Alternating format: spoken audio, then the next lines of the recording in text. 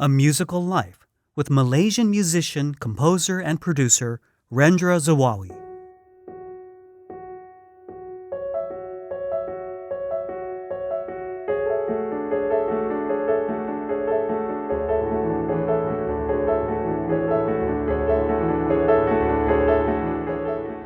Rendra Zawawi co-wrote and co-produced Arena Cahaya, the theme song for the 2016 Malaysian soccer movie Ola Bola, sung by Zawawi. As a magna cum laude graduate of the Berklee School of Music, Rendra brings an astonishing diversity of styles to his music and career.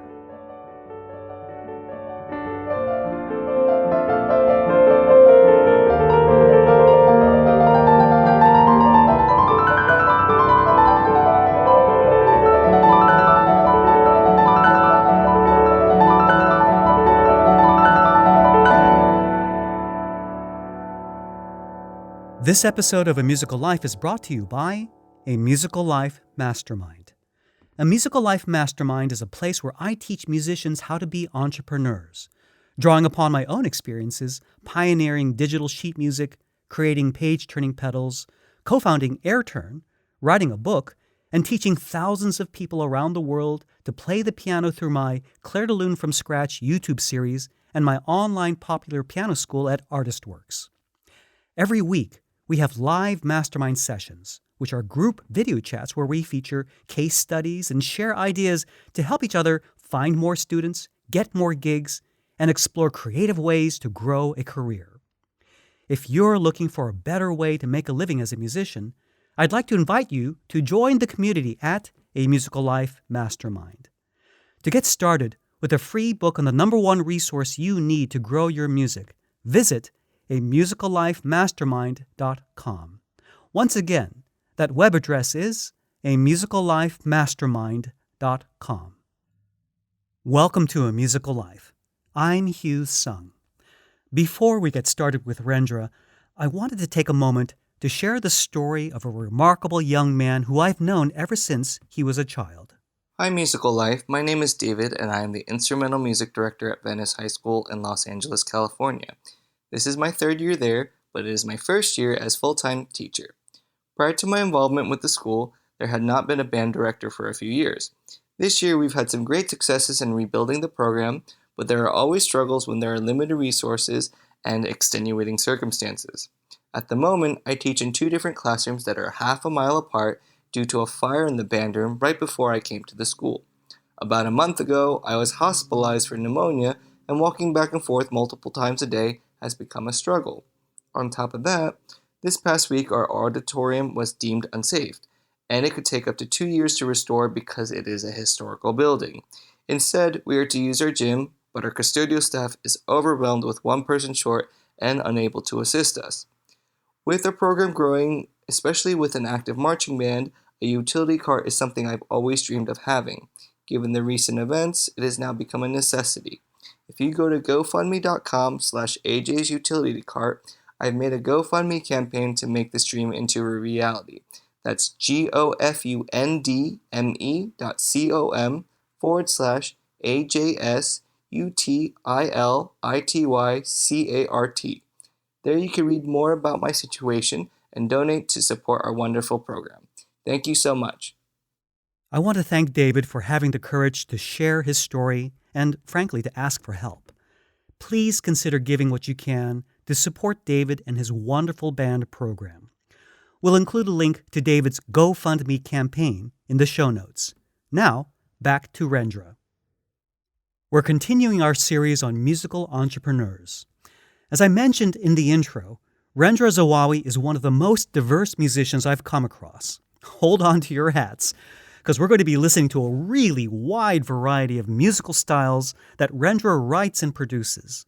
And later in the episode, I'm going to introduce another special guest who has created a fascinating music consultation company for corporations where Rendra works as a branding expert. Let's start the interview by listening to Arena Cahaya.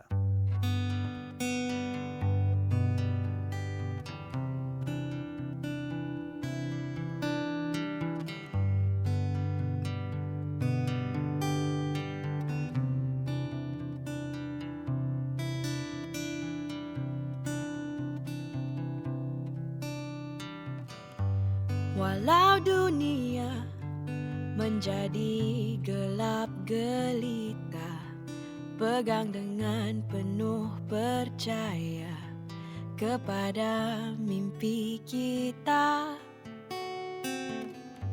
Suara harapan jadikan ia pelita, semaikan erti cahaya kepada nilai cinta. Apakah maksud hidup tanpa pelbagai suasana? Apakah maksud hidup tanpa pelbagai suasana? Lift your dreams way up high.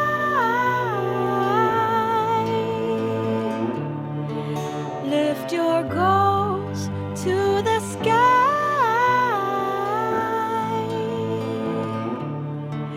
Restui mimpi yang sejati di arena cahaya. Rendra, thank you so much for being on the show. Thank you so much. It was a pleasure to be here. Oh my goodness. We just heard Arena Cahaya, the beautiful theme song to the Yes, 2016 Malaysian football movie, or as we say in the States, soccer movie. Ola Bola. Sorry, we Americans, we call it soccer, but it's the movie is, yeah. I'm going to roll with that. Soccer it is then. So the movie was called Ola Bola, and this was sung Ola by, Bola, yes. and sung by the Malaysian singer-songwriter Zawawi. Now, it's gorgeous, gorgeous song. Thank you so much for sharing that with us. Thank you so much. Sure. Now, for folks who are new to your music, what other songs would you recommend that they start with to get familiar with some of the other things that you're doing musically? You mean like songs that I do? You've done, you've written, produced. I think there's a variety of things that I'd love to explore in terms of what you've produced. Just we can hear the different styles that you've created. Right. Okay. Yeah. I basically, because I do a lot of things in music. I sometimes I produce for aspiring artists, singer-songwriters, because I used to be a singer-songwriter myself once upon a time before deciding to take a back seat, being a producer and composer, more behind the scenes kind of guy. Oh, interesting. So besides producing, I compose as well. So I do a variety of things with different other people. So as far as my producing gig is concerned, the latest one being Zawawi. The other stuff that you could listen to, there is a few singer-songwriters out there who I've helped produced, co-wrote with. A singer-songwriter, Razlan Shah from Malaysia, upcoming, aspiring, prominent singer-songwriter. Me and a friend of mine, we produced his single called Seperti Baru, and it has received very, very good reviews back in Malaysia, has been on high rotation on radios. He is another example that I would, have listeners listen to to get a taste of how I would produce something. Suaraku tak semerdu maupun paras rupa aku. Bayang-bayang di bawah mataku menjadi buktiku tidur tidak lena. Oh tetapi kau buatku seperti baru. Mukaku berkerut berfikiran panjang, namun ku tersenyum apabila kau menjelma, karena kau bagaikan hari yang baru. Oh ku jatuh cinta denganmu. Kamu tidak tahu betapa indahnya-mu. Kamu tidak tahu, kau buatku seperti baru.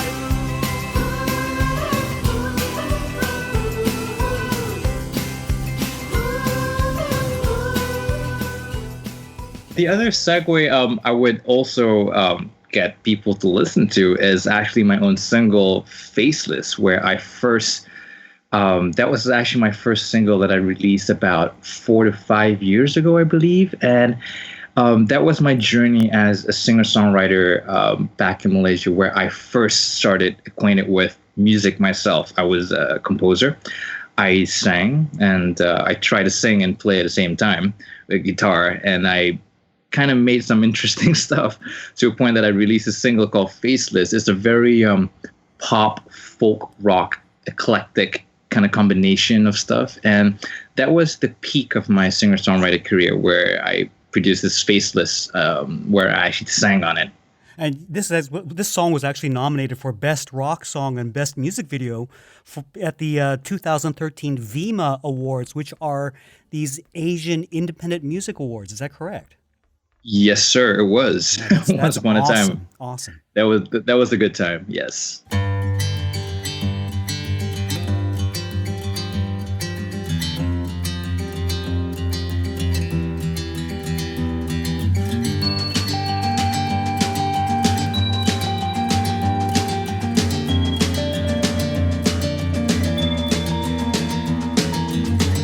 It's just another day when life just takes you round and round. It'll take another day to make you step outside the loop.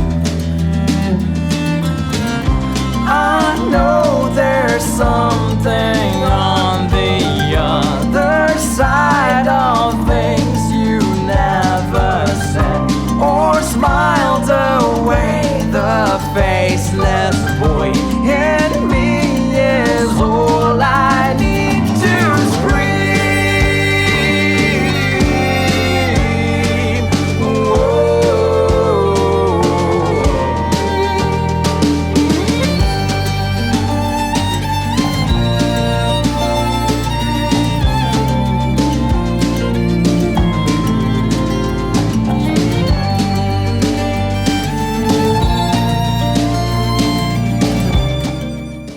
So the other things that I could tell you about is besides the whole producing side of my of the musical ventures, I also compose, and some of the stuff that I could show you guys is I like taking famous pop songs or known existing songs, and I love to redo them. I like to reimagine them in a way where it's my own interpretation. And one of them is Michael Jackson's famous Billie Jean. I actually took the song and I re-jazzed it into a big band version. Oh, cool. It's a very daring approach. I mean, you always hear Billie Jean as a very, it's a very dun dun dun dun dun dun dun dun dun. It's a very straight up song, and I made it swing. And that was one of the things I love doing as an arranger, because, getting back, I think this has to do a lot with my background as a civil engineer, because I used to study civil engineering in my first degree back in UK. Oh. And when I went to Berkeley, when I first went to Berkeley, I thought I wanted to be this rock star guy performing in front of the stage. But when I took, a few arranging classes where I could see music on paper, I realized that, oh man, this is like engineering. You see, I saw beams and columns. And when I saw beams and columns, everything made sense. Oh yeah, I want to do this. I could see music in a very linear approach. And that's when I got creative with this whole arranging thing. And one of the product of it was Billie Jean, pure big band jazz. And when you hear it, you get to identify the song at certain. Oh, that's Billie Jean, but it's different in a way. Different. Oh my goodness, that's so cool. Let's listen to this.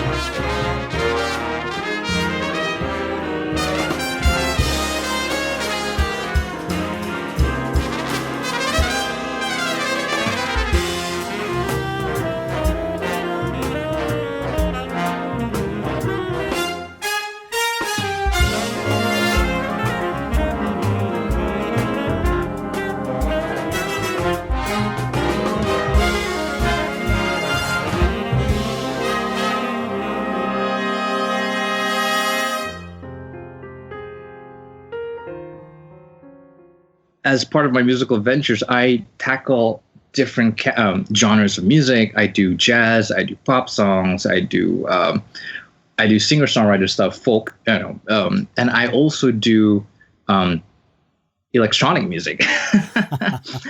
So, I like to have a little touch on here and there, have a little say in there. And one of the things that I came up with was very interesting was Get Up and Live. It's the dubstep thing that I did a while back. And it actually turned out pretty good. How cool! Wow. Because, I was really I was always a singer-songwriter singing. It was more organic back in those days when I started doing it, and then I got into jazz, and then my last attempt in exploring all the different genres was actually the whole EDM section, and I came up with this dubstep. And some people actually told me that maybe you should stick with that, and I've yet to confirm it, but. Get Up and Live is one of my more prouder EDM stuff to showcase to the world. Okay, now, because we reach such a diverse audience, for those who are classically minded, let's explain things a little bit. EDM stands for electronic dance music, right? Right. What is dubstep? Before we launch this amazing song, but let's prepare everybody's ears. What exactly is dubstep? Because this is pretty intense.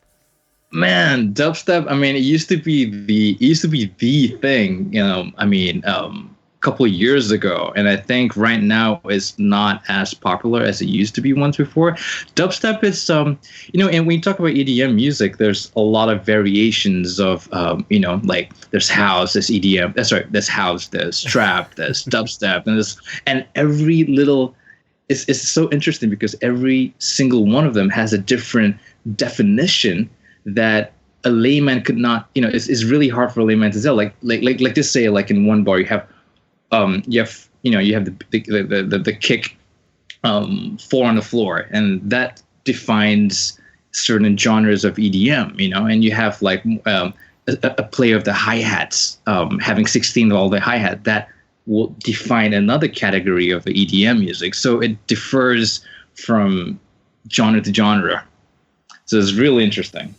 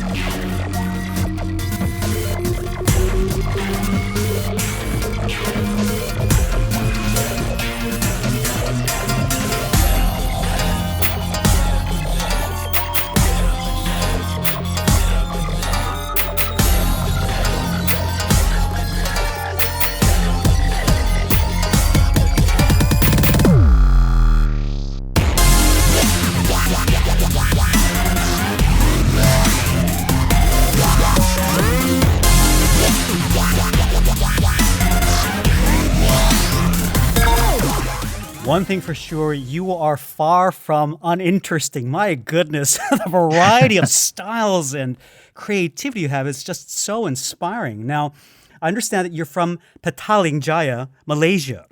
And yes, sir, I am. And I was doing some research on you and understand that your father taught you your very first 3 guitar chords. And from those 3 guitar chords, you started writing songs, I guess when you were a teenager. Can you tell us a little bit more about some of your early music training in Malaysia or some of your youngest musical influences? Sure. My dad is a professor in anthropology, but on the side, he did write songs for, prominent people back then. He also came out with his own album. He did it more as a hobby. He was more of a poet, when I grew up with this whole thing, music in the house. He would often invite all his people, and they would jam, and all these artists, they would sing, and then sometimes he just, I'm just on the side, and I'm just growing up to this, like, oh wow, this is so cool. And It's been, I absorb it subconsciously. And then when I was in the age of 15, I remembered I was about to sit for my national exam in Malaysia. When you're 15, you have this national exam called the PMR. And then 3 weeks before that, I just took the guitar and then I was like playing around with it. And my dad just taught me taught me 3 chords. I believe it was the A major, E minor, and D minor, I think. Man, I can't remember.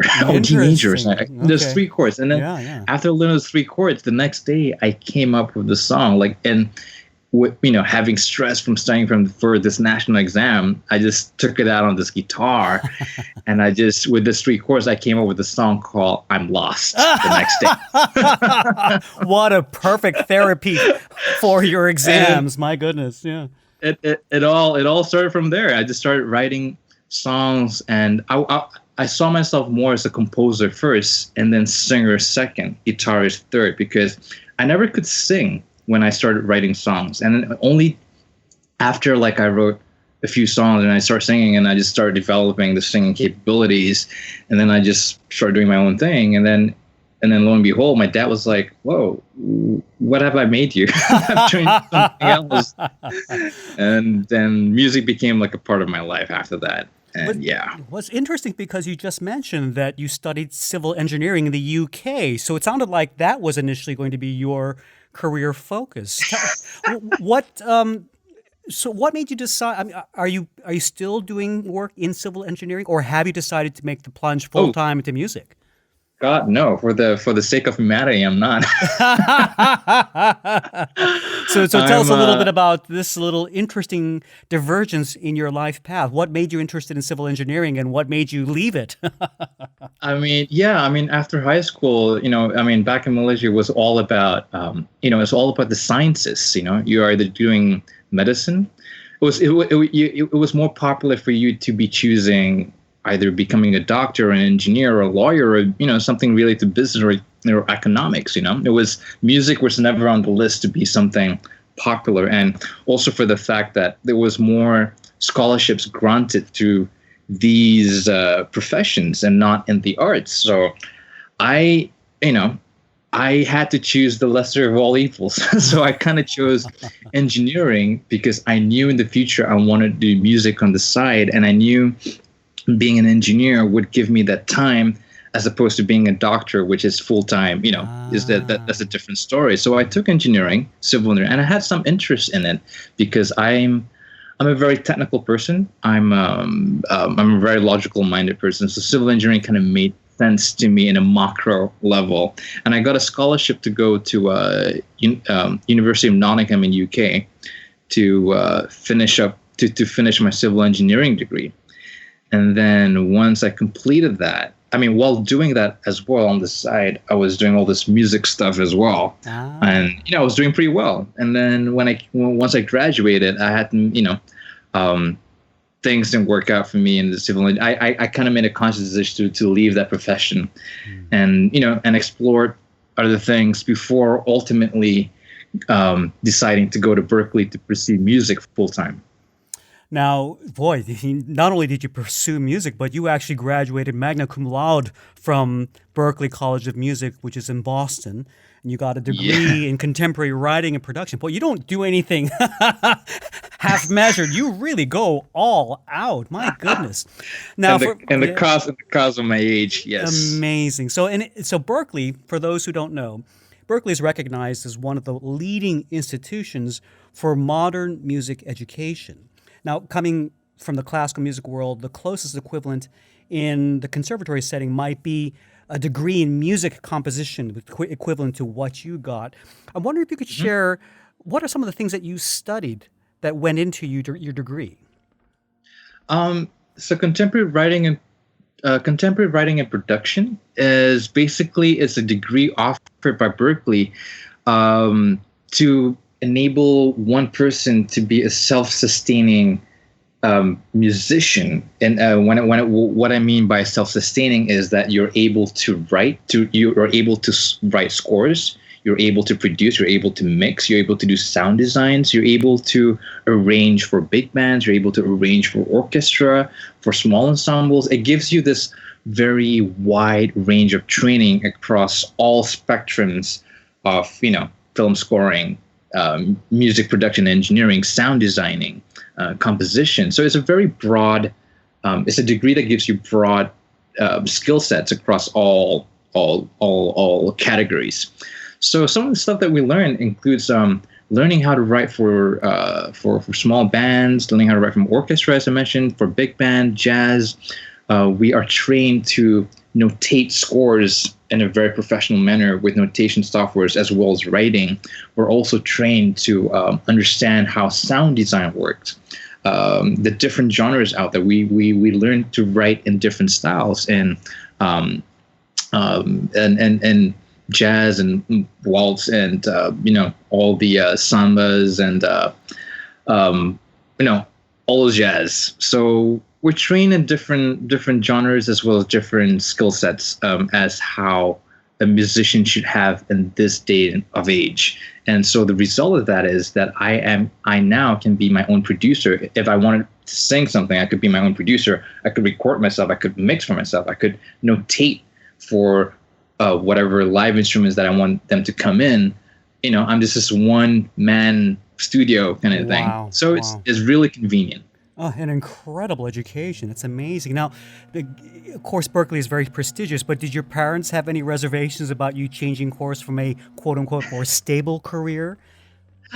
They didn't have any qualms because seeing my whole family is a musical family. Like my brother sings, my sister sings, my dad obviously he had his time when he was younger doing all this writing, but his profession first is an academic in anthropology. So my mom sings as well. She teaches. So everybody understood. And my dad, I think when I was growing up, he was like, you can do whatever you want once you've gotten yourself a degree. And I think what he meant was like a degree in something more common back in Malaysia. So I fulfilled that, and then and then you were free and then you were free to do whatever you wanted to do after that.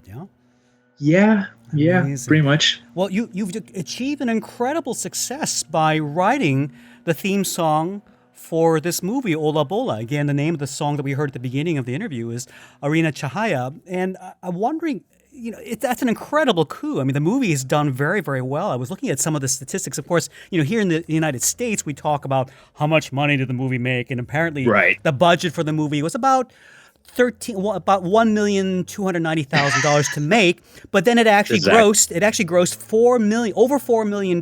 So that's a good return on the investment. So, in terms of box office numbers, the movie has done very, very well. How did you get that gig? And by the way, this movie apparently was released in January earlier this year, and it's been getting a lot of wonderful press. How in the world did you get involved getting, kind of a dream job to write music for a movie? So many composers wish they could do that. Oh, first of all, thank you. I owe it to none other than the lovely singer-songwriter Zawawi. So she was the one who was the one responsible for getting me on board on this project. So I actually co-wrote and co-produced the song Arena Chahaya for this Ola Bola movie with Zawawi. So I got the gig basically through Z when the director of the movie, Chu, contacted Z because he is a big fan of her and contacted her to ask her to be involved in this project. And I think that's when Z decided that, you know what, I want to I want to collaborate with more Malaysian, because this movie is about Malaysians as one, because it's Ola Bola is such an iconic movie that encompasses how true Malaysians are. It's just not one background. There's many backgrounds at play. So having said that, Z thought it would be a good idea to get more Malaysians on board, and I guess I was the lucky one that got picked. Having worked with her before this, and then I worked with her. We came up with the song.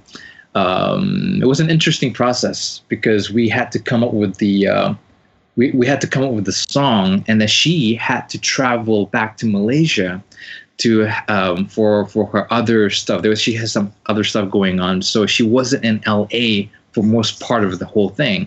So we had to record the song, come up with the song, record the song, and then later build the instrumentations around it. So it was a very interesting production stage. Usually that's process. done in opposite order. Exactly. Usually you lay the instruments down, then add the singers on top of it. That's it must have been challenging. It was challenging. It was really challenging. So that kind of answers your question to how I got the gig to it, and it was a very good collaboration process. And I should mention as well that on the production stage, so we got another Malaysian, Alvin Wee, to come on board to help us out with the mixing and the recording as well. And Alvin has done some work on movies like Kung Fu Panda 3, I understand, right? Yes, he has been involved in the mixing stage of that. That is so cool. Wonderful to have this opportunity to highlight Malaysian musical talent. I just wanted to dig a little bit deeper. How did you know Zawawi? What was your connection with her? So you've obviously worked with her before the movie Ola Bola, but how did you know her before that? I think we've been friends since when I came back from UK. That was about 2008 when I graduated, and I think I met her at that time. We were sharing a stage. We performed at this place, the Urban Scapes of Kuala Lumpur. It was a musical festival, and I had one slot. She had a different slot. She was on a bigger stage, and then I've heard about her before that. And then I think when I was walking around, I just saw her sitting down. I just like, hey, you're Zawawi, right? I said, yeah. And I just sat down, we started talking, and became friends. Oh, how cool is that? That was so random, Wow. But yeah. Wow, it's amazing the opportunities that life presents, especially when you have the courage to go up and say hello, right? Oh yeah. Everything starts with a hello. If you don't ask, you won't get anything, man. There you go. This is how it works. Yeah, absolutely. So good lesson for all musicians out there. So you're currently an assistant to Emmy and Grammy nominated composer Mac Quayle. Now he's written music for over 40 films and television shows, including FX's hit series American Horror Story, Freak Show, and the new television series Mr. Robot. So I'm wondering, this is an incredible opportunity. What does a composer assistant do exactly, and how did you get hired by Mac Quayle? Oh, interesting story. I mean, echoing the statement of you never get if you don't ask. So I was basically interning with some composers earlier last year, and I was interning / helping them out with stuff, but at the end of my intern date, they had other things to do, so they didn't have the capacity to get me on board on their projects. But as I was leaving, I asked one of them, say, hey, if you know anybody who's looking for an assistant, do let me know. And he was like, actually, you know what? And he just turned his chair around and just opened up his laptop. Actually, yeah, this guy, Matt Quayle's looking for an assistant. Let me send you his email. Please write to him. And I wrote to him, and there was a few back and forth interviews, and then I got the job. So had I just left that internship place without asking, like, hey, if you know anybody who's looking, I wouldn't have gotten it. Is this all about, man, is this so funny how things work? But the importance of taking initiative. So again, let's dig in a little bit. What exactly do you do as a composer's assistant? Right. It's not as glamorous as it sounds, but it does. First of all, I don't write any of the music. That's all him.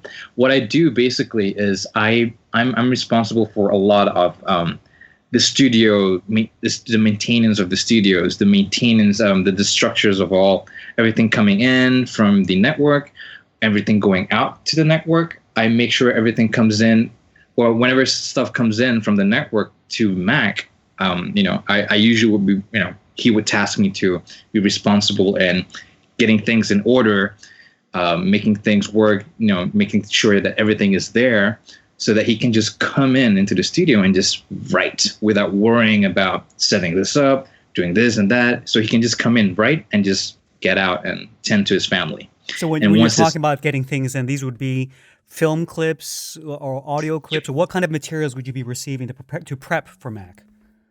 will be stuff ranging from videos to audios, basically the cues, the picture sessions, and then we'll get like, sometimes we'll get music from other potentially additional composers, and then I have to like put them in the sessions and make sure everything is working.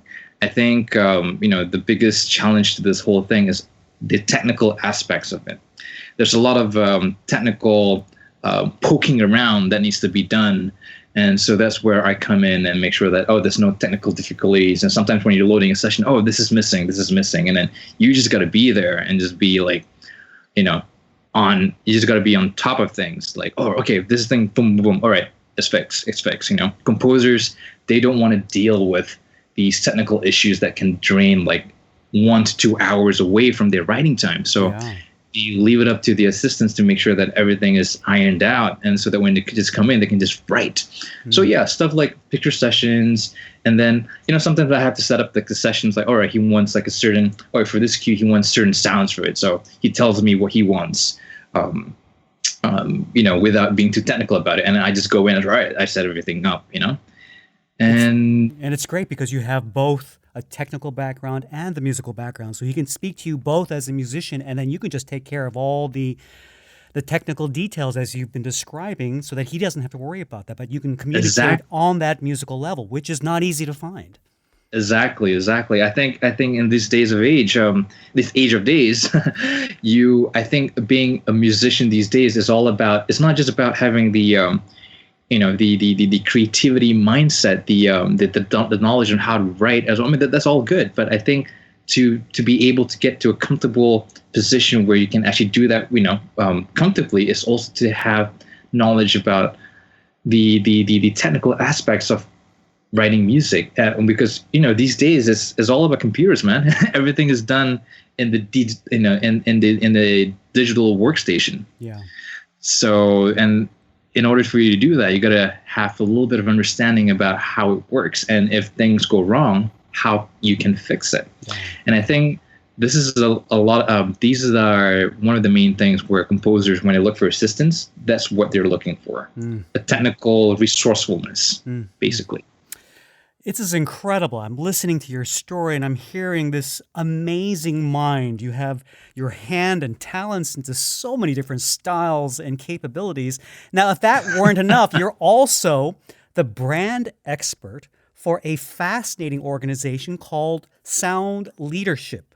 Now, before we get into your role there, I have a special surprise. I want to introduce everybody to Johannes Flecker, who is the founder and CEO of Get Sound Leadership. Johannes, thank you so much for your patience waiting to join in on the call, and welcome to the conversation.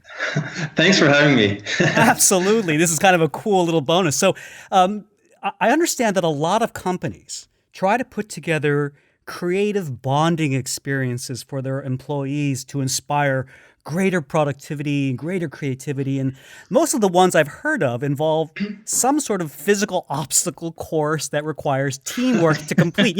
Something exotic like walking over coals, or, navigating a zip line together, or, something crazy like that. But it's what I found so fascinating is that with Sound Leadership, it looks like you're introducing elements of musicianship into corporate environments.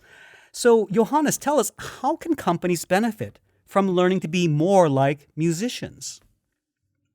Yeah, I think, that's a great question. I think there's so much that we all can learn from musicians and from musicianship, even in our corporate environments. What we do with Sound Leadership is basically use the creative power that music has to help improve leadership skills, help improve team engagement, help improve innovation and creativity, obviously.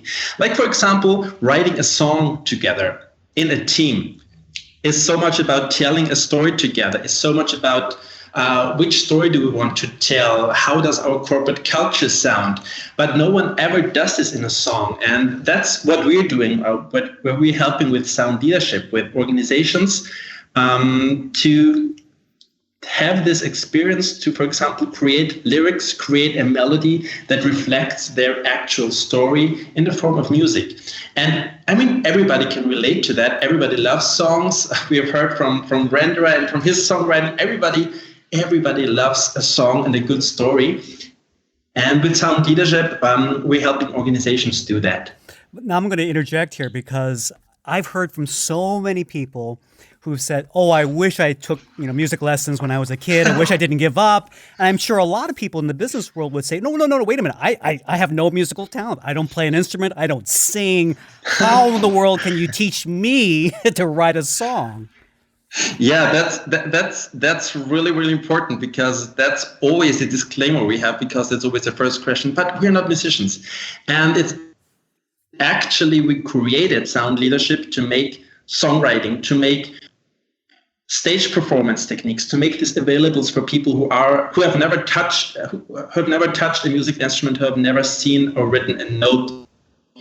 So it's basically we guide the teams through this process and have a very structured design of how to create a song. It starts basically from finding the title together as our main point, and then crafting the story, crafting the right imagery, having sense-bound writing. How does our story taste? How does it look? How does it feel?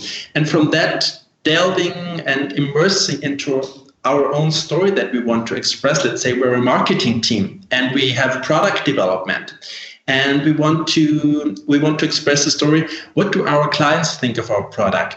And then create our story around this topic, and then mold this into a song form, and then move on with writing melody together. So let's say if we have musicians for our clients, then that's great, because they will come up with a melody themselves.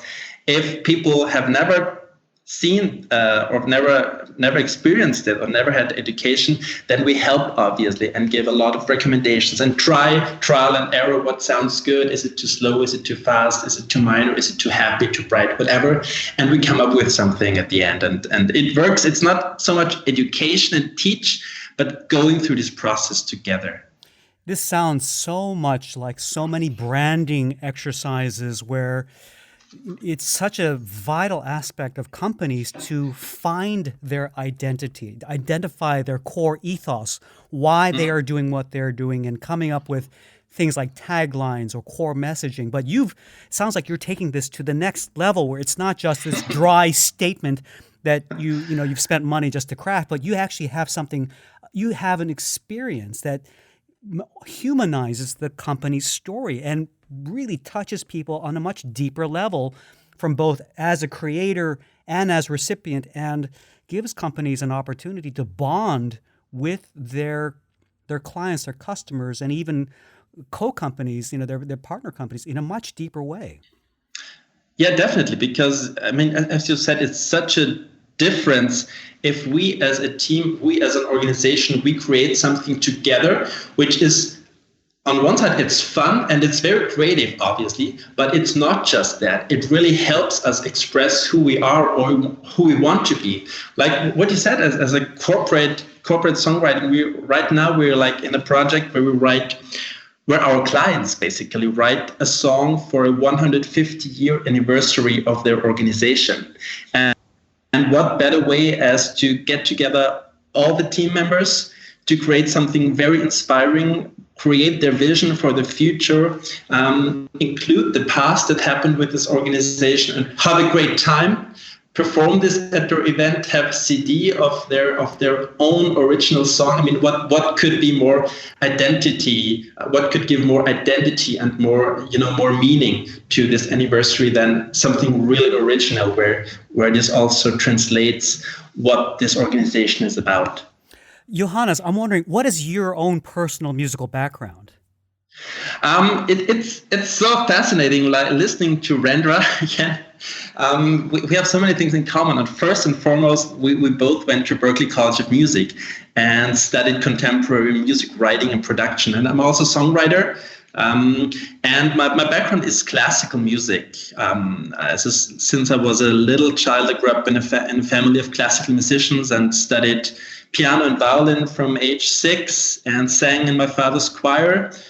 And so, yeah, music has always been a huge part of my life. But then I also took another route and went for business, and I worked for business for several years until later in my career in management consulting, I decided I have to quit now. I have to do music and pursue music. And sound leadership is now what's the result of all of this. So what inspired you specifically? Was there a moment? I mean, it sounds like you got fed up to some degree, but what inspired you to create this amazing organization?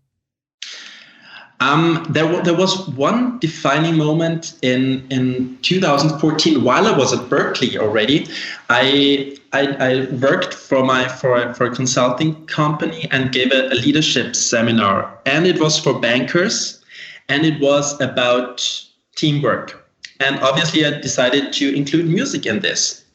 And this was the favorite part for the bankers, to have this music input and do music together and use music to understand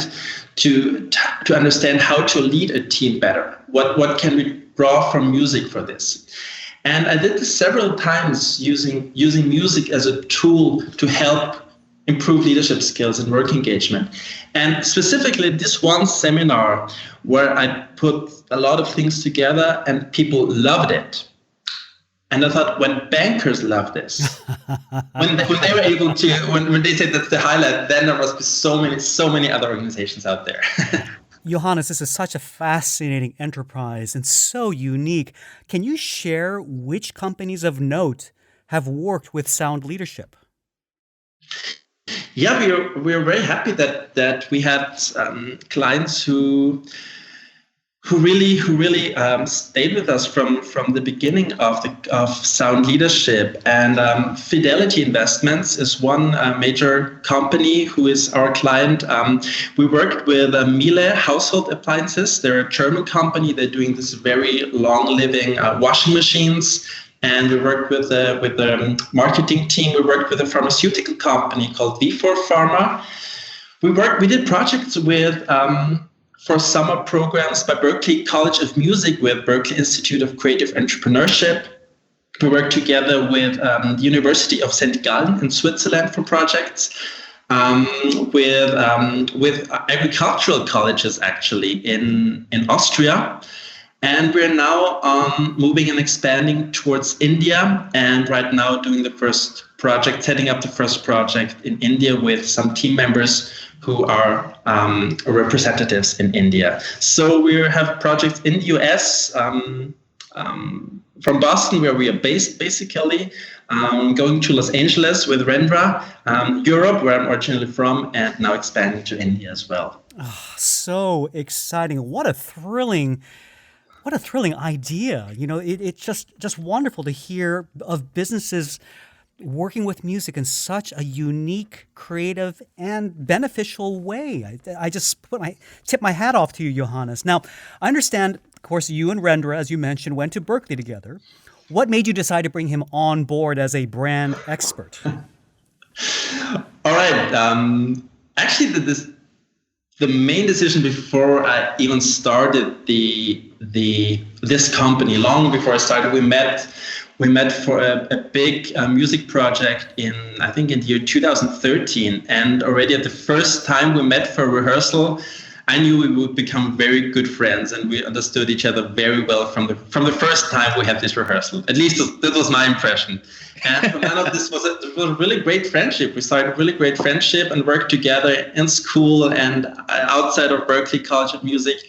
And when it was about to leave this place, Berklee, we talked obviously about what's next. And then I had this idea ongoing to start Sound Leadership. And I think from the very beginning, I talked to Rendra, we should work together because we both have a similar background. Being fascinated by music. Music is the love, and songwriting and arranging. And we also have this background, and Rendra has this background also to work in the corporate environment and have a different view that goes a little bit beyond being a songwriter, and also having a mindset for how do organizations work or what are the needs in the corporate world. So we talked about this quite several times, and then there was a time that we now make it happen. Amazing. So back to you, Rendra. What exactly does a brand expert do? Well, before that, I was actually serving as a brand consultant in Malaysia for about almost 2 years. This was the time in between my finishing up with civil engineering and into Berkeley. I had like a 3 years of, self-exploration, if you might call it. So I did serve as a brand consultant because I just want to try something new. And it was pretty amazing. And so that's where my background lies. And I was serving big clients such as Petronas back in Malaysia. So basically, to your question, what does branding do? Basically, it's more about figuring out the identity of the company, and it's not just about the branding, the external brand of the company towards the people, but it also involves the internal branding of getting the employees to understand what they mean, what the company means to them. So there's external branding, there's internal branding, and usually being a brand consultant involves trying to synchronize the external and the internal, and trying to make it uniform.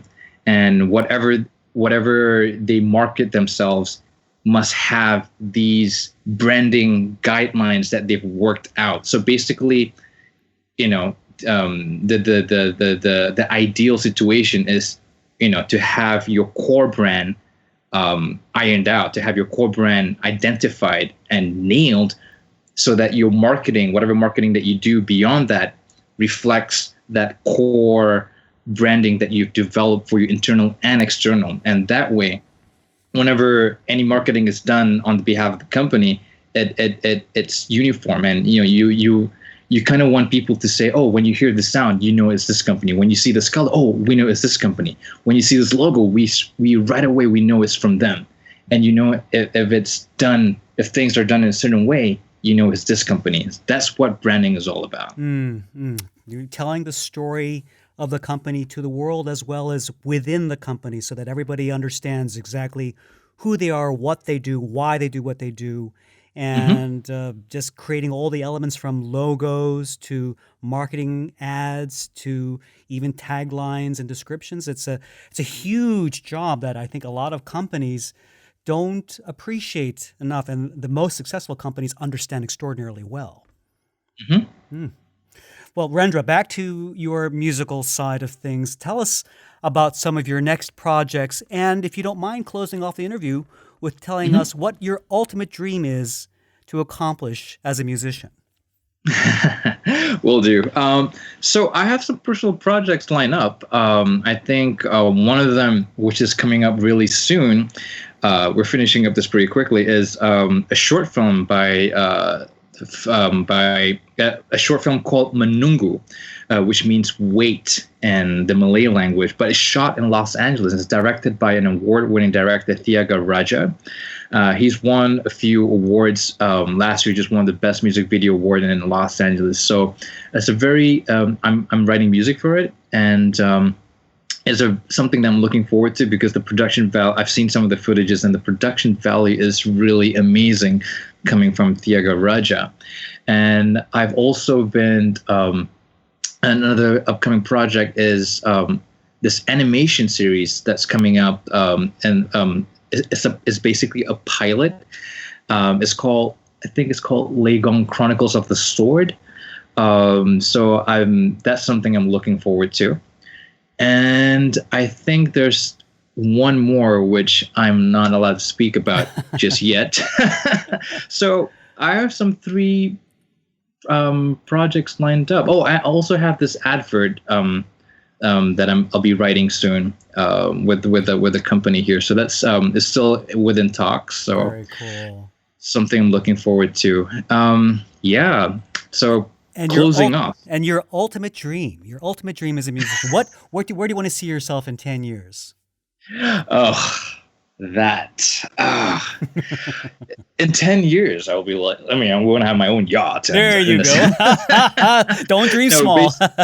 No, I'm not gonna go there. But no, in all honesty, in 10 years' time, I would like to be very much involved in the and writing music for visuals for television series. I would like to get my own show. One day, one television a television series shows, or writing music for for people. I just want to be absorbed in in this world, as well as having in mind to be somewhat of a bridge between Hollywood and back home. I kind of want to have that connection to further, exchange expertise, and that sort of stuff.